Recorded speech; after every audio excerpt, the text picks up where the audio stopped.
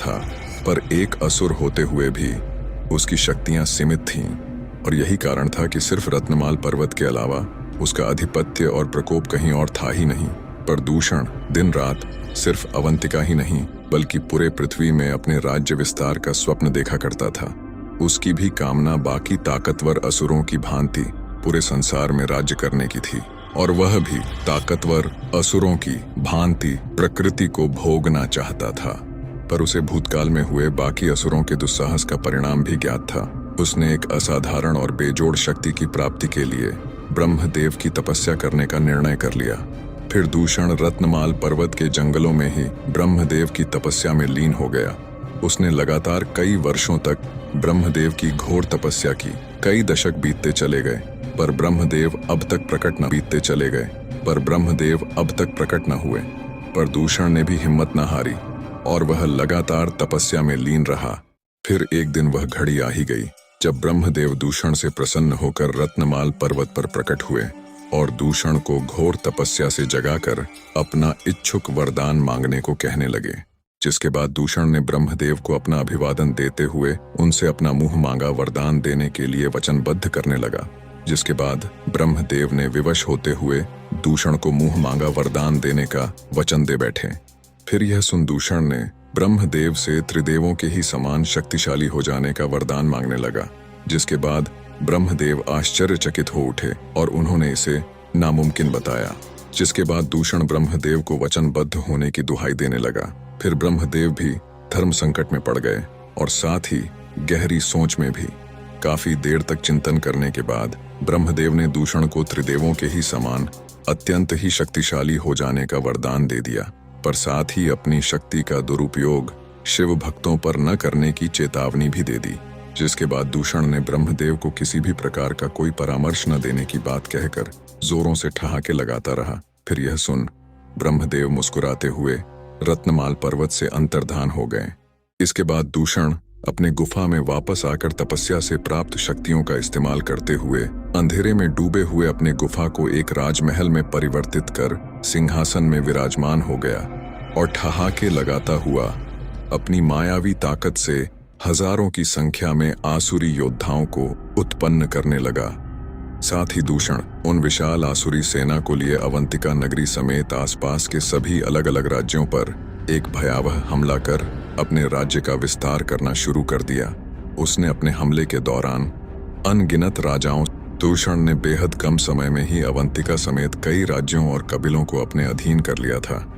यहाँ तक कि उसकी शक्तियों से प्रभावित या भयभीत होकर पाताल लोक के कई असुर भी उसके साथ संधि कर चुके थे। समय के अनुसार दूषण का प्रभाव और ताकत इतना बढ़ चुका था कि उसकी नजर जिस राज्य पर पड़ जाती वहां के राजा बिना युद्ध लड़े ही भयभीत होकर अपना राज्य दूषण को सौंपकर अपनी जान बचाकर काफी दूर चला जाया करते, और जो राजा ऐसा न करते उनको दूषण युद्ध में परास्त कर मौत के घाट उतार दिया करता।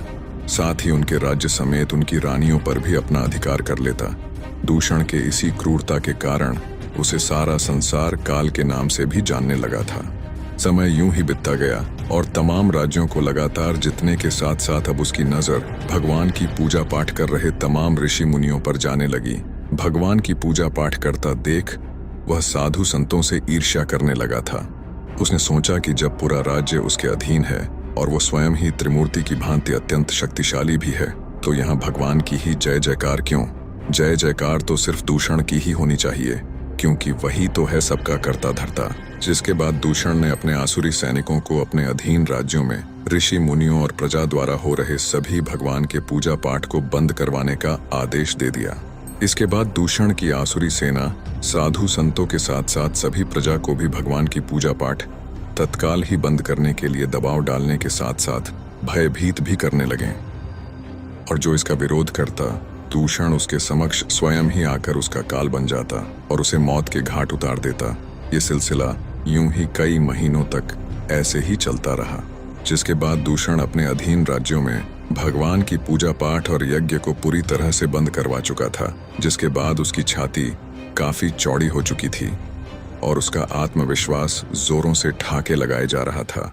पर वहीं दूसरी तरफ अवंतिका नगरी में ही 4 ब्राह्मण भाई जो कि महादेव के परम भक्त थे, उन्होंने महादेव की पूजा पाठ और यज्ञ बंद नहीं की, बल्कि दूषण समेत उसकी आसुरी सेना से बिना डरे उसके नाक के नीचे ही अपने पूजा पाठ और यज्ञ को यूं ही जारी रखे हुए थे। दिन यूं ही बीतते गए और एक दिन दूषण को उसके गुप्तचर द्वारा उन 4 ब्राह्मण भाइयों के द्वारा हो रहे महादेव के पूजा पाठ एवं यज्ञ के बारे में पता चला, जिसके बाद वह गुस्से में आग बबूला हो उठा। फिर उसने ब्रह्मदेव के वरदानी शर्त को ध्यान में रखते हुए अपने कुछ आसुरी सैनिकों को, उन 4 शिव भक्त भाइयों को तत्काल ही महादेव की पूजा पाठ और यज्ञ को सिर्फ रुकवाने और कड़ी चेतावनी देने का आदेश दे दिया।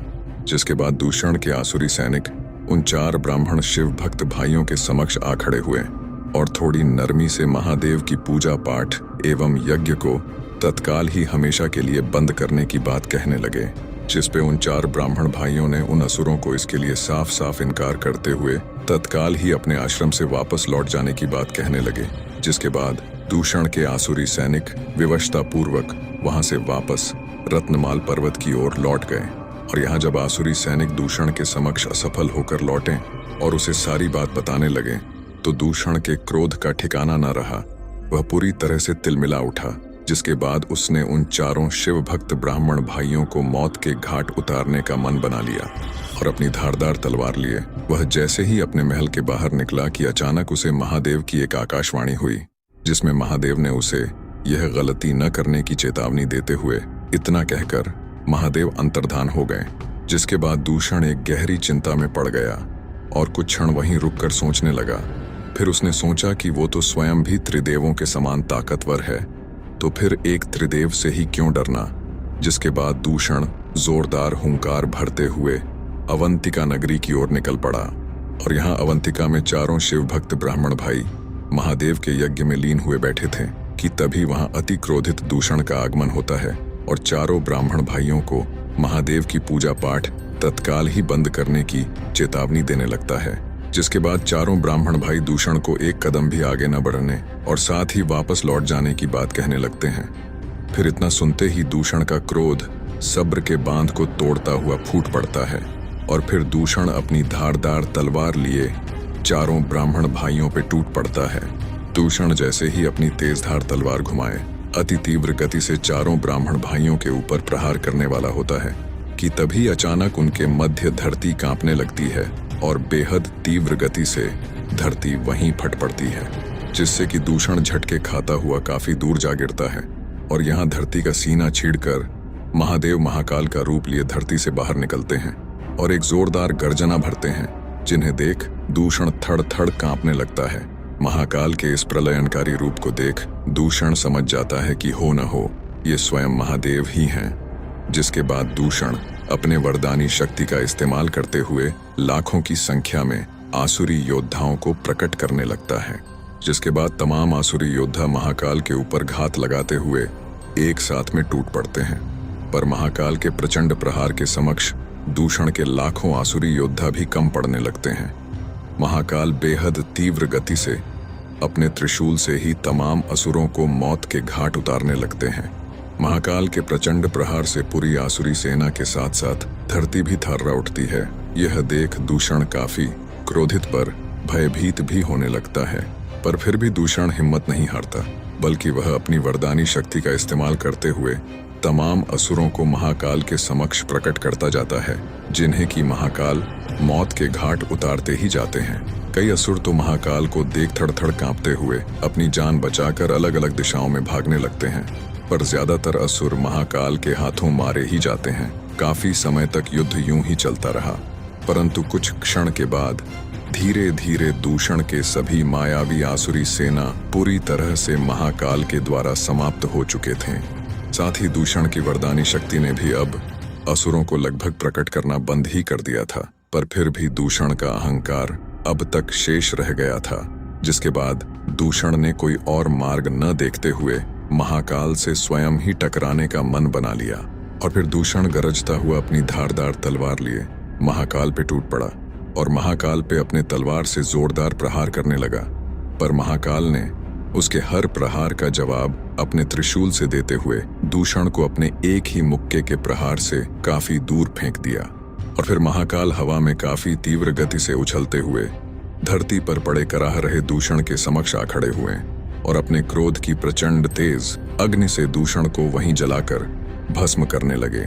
फिर कुछ क्षण के बाद दूषण का शरीर पूरी तरह से भस्म के रूप में परिवर्तित हो चुका था, जिसे कि महाकाल ने अपने पूरे शरीर में सुसज्जित कर लिया।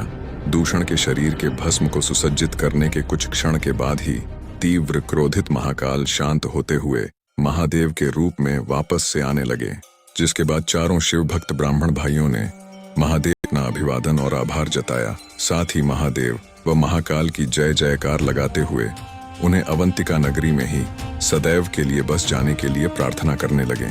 अवंतिका नगरी में अक्सर दुश्मन राज्य के राजाओं का आक्रमण, साथ ही दिन पर दिन असुरों के बढ़ते हुए खतरों को भी चारों ब्राह्मण भाइयों ने महादेव के समक्ष रखते हुए वे प्रार्थना करते ही रहे, जिसके बाद महादेव ने अपने चारों भक्तों से बेहद प्रसन्न होते हुए उनके समक्ष एक दिव्य ज्योतिर्लिंग प्रकट कर वहीं स्थापित कर दिया। जिसके बाद महादेव ने इस दिव्य ज्योतिर्लिंग के होते हुए पूरे अवंतिका नगरी के ऊपर किसी भी प्रकार का कोई आंच न आने का आश्वासन देते हुए वहां से अंतर्धान हो गए। फिर चारों ब्राह्मण शिव भक्त भाई खुद को और पूरे अवंतिका को बेहद भाग्यशाली समझते हुए सभी अवंतिका वासियों को साथ में लिए उस दिव्य ज्योतिर्लिंग की पूजा पाठ आरंभ कर दी और साथ ही उस ज्योतिर्लिंग को एक नाम भी दे दिया जो कहलाया महाकाल।